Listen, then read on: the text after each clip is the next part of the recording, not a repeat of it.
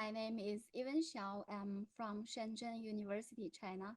The paper I will be presenting today is titled Disney's Reconstruction of the Traditional Chinese Heroine, a comparative analysis of the three Mulan movies.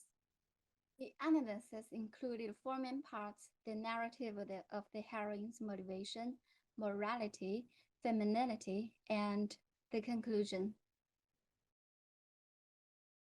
Basic storyline of the three movies is derived from the renowned Chinese poem Ballad of Mulan, which was written in northern dynasties about 1,500 years ago. It portrays a filial daughter who disguises herself of a man to join the army in lieu of her old father. The fundamental gender issue and the tension inherent in the ballad inspires plentiful recreation of the heroine in literary works and operas throughout China for hundreds of years. In recent years, this motif has also drawn attention from the US film industry. Three movies are analyzed in this article. The Chinese opera Hua Mulan, produced in 1956, Disney's animated version Mulan, produced in 1998, and the most recent edition, Disney's live-action version Mulan, released in 2020. Under the cross-cultural lens, the analysis aims to examine the transculturation and adaptation of the narrative in reconstructing a traditional Chinese heroine. The narrative of the heroine's motivation. In the comparison of the three movies, it can be argued that self-discipline, self-proving, and self-actualization are hierarchically presented as the operative drives that impel the heroic deeds of the heroine. The Chinese opera delivers an account that illustrates the drives beneath Mulan's being, loyalty and filial piety. Mulan disguises herself as a man and takes the role of her old father to perform military service when the country is in peril. In persuading her father to permit her to join the army, Mulan enumerates four examples of legendary heroines in Chinese history. Those four influential Chinese woman icons are all combat-worthy and perform heroic deeds. They epitomize the traditional Orthodox Confucian ethic, devotion, and loyalty to the emperor and the country. It can be argued that in the narrative of constructing the heroine, though filial sentiment is naturally presented, Mulan is still bound by her external motivations, which means her value is more earned than innate, as her decision is not prompted by self-fulfillment or concern for her own self-esteem or glory, but rather is more generated from moral self-discipline. Her conformity and performance of filial duty towards parents is a central virtue of Confucian heroine. To some extent, it is an obligatory difference in traditional patriarchal Chinese society. In Disney's 1998 animated version of Mulan, the narrative shifts to highlight how Mulan is clumsily defying traditional social norms, family expectations, and vaguely motivated by her own inner desire of self-proving. For instance, in the scene when her friend Mushu tries to console Mulan after she was expelled from army for concealing her female identity, Mushu says, "You went to save your father's life. At least you have good intentions." And Mulan replies, "Maybe I didn't go for my father. Or maybe what I really wanted was to prove that I could do things right." The animated version is strikingly different from the Chinese opera in demonstrating how Mulan leaves home. In the opera, the director spends nearly 13 minutes in featuring how Mulan convincing her father that she is a qualified warrior,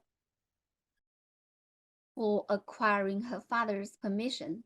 In Disney's version, Mulan leaves home in a clandestine manner, regardless of her father's strong objection. As consciously splitting from the collective, the family, Disney's Mulan is rambunctious and individual-minded heroine who is not motivated by the obligation of suppressing her own interest for the well-being of the family and country, but rather her genuine desire to be truly recognized and distinguished.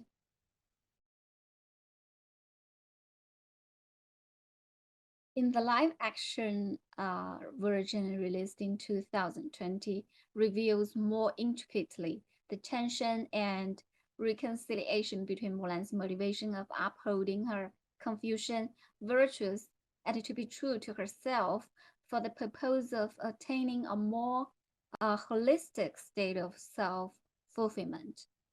There is a scene delivers an implicit account of what motivates the heroine's daring move. Mulan draws the sword from the sheath.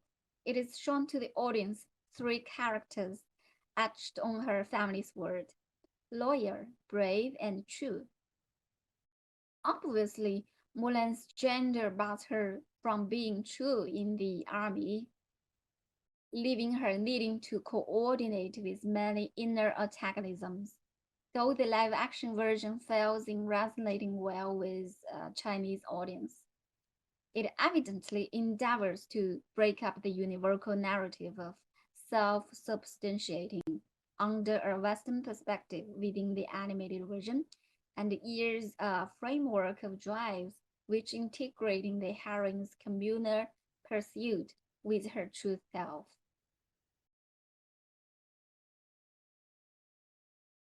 Orality.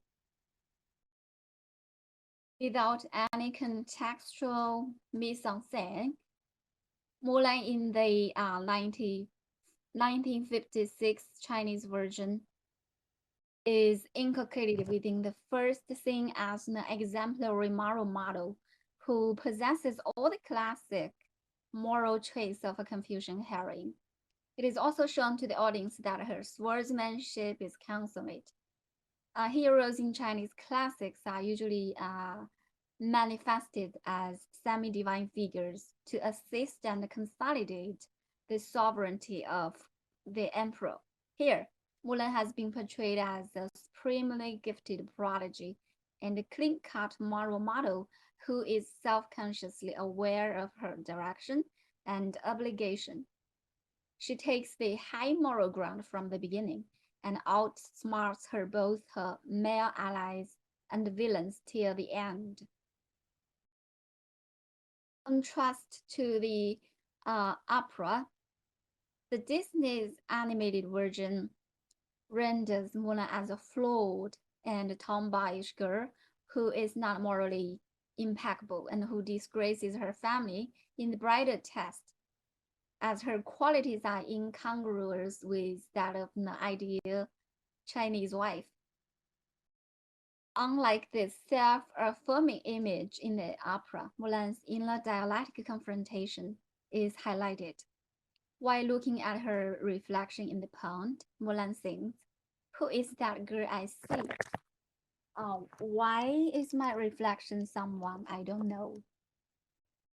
Within the traditional Chinese system of morals, Mulan's individualistic pursuit of self-substantiation can be perceived as an inferior cause compared to the altruistic goal of improving the welfare of society.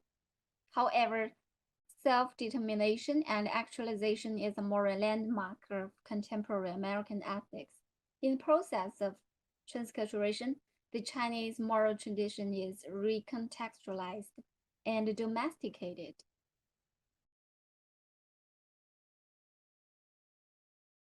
In the recent live-action version, it is clear that Disney's modus operandi is to reconcile the Disney feminist icon with the Chinese Confucian herring. Compared to the animated version, Mulan is much less clumsy and more of a warrior who retains the wit and courage in the former version, but newly empowered with qi, the mystic overwhelming energy that enables her to surpass her peers. In deliberately balancing the near opposing moral talents of Chinese and American audiences, Mulan is created more like an Asian American herring.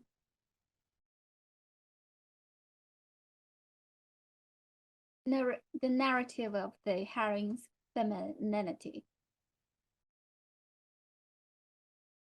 The opera produced in 1956 successfully cashed in on the prevailing discourses of women hold up half the sky and iron girls, which initially proclaimed by Chairman Mao.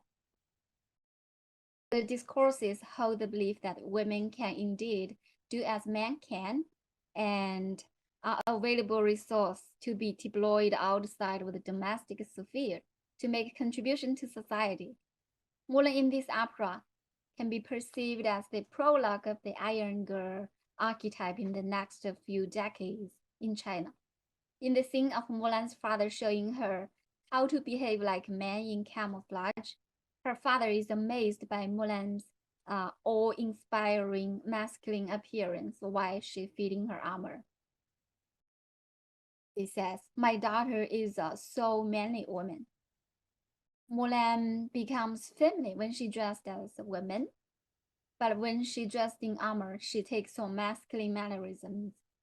Also, in this opera, Mulan sings one of the most classic arias in contemporary China with her triumphant and sonorous voice, "Who said women are inferior to men," which has been widely sung to date.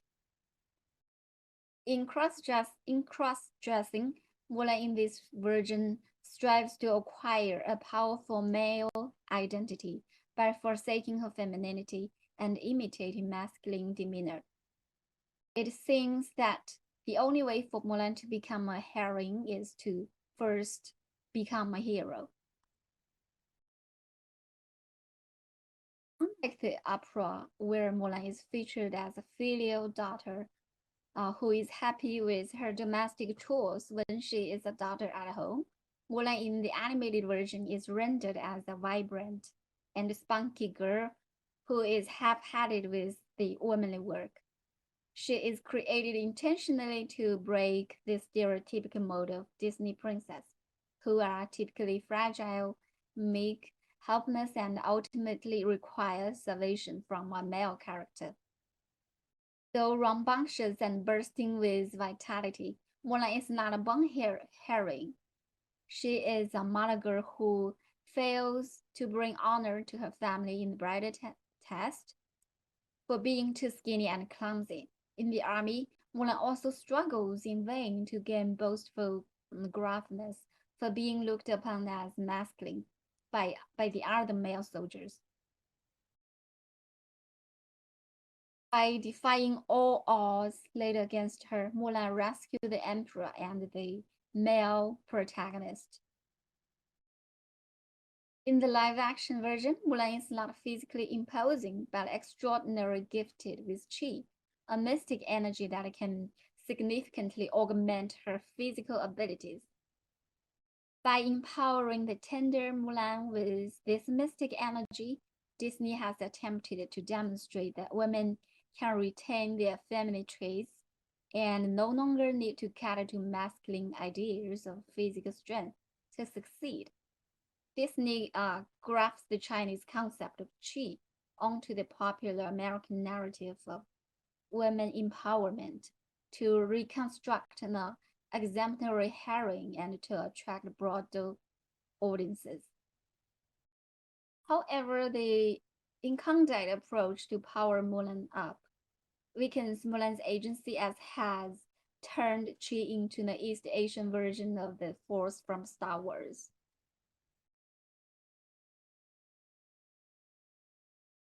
Through the comparison of the three films, it can be seen how original Chinese narrative, the Ballad of Mulan, has transformed and adapted within different cultural contexts for reconstructing a heroine that would attract different audiences and to serve as a symbolic resource to be weaved into a grand sociocultural fabric. In the Yu opera, it retains the core talent of Confucianism. Mulan is constructed as a filial heroine. She has to forsake her femininity to first become a hero. The narrative also echoes the epical political discourse of Iyengar in 1950s and 1970s China. The Disney's animated version at its core transformed the narrative into Disney formula of the individualistic heroine who finds her true self by overcoming her own weakness and overwhelming odds. Disney's live action um, version remodels the heroine in an attempt to restore the cultural authenticity of Chinese legend by demarginalizing the oppressed narratives. Monem is narrated as a heroine who synthesizes her individual and true self with an all-embracing self that encompasses the well-being of others. However, the movie fails to reach its potential in transculturation, and Mulan becomes a nondescript, generic, and synthetic Asian American figure. Thanks for your attention, and you are very, very welcome to email me and share your ideas and thoughts with me.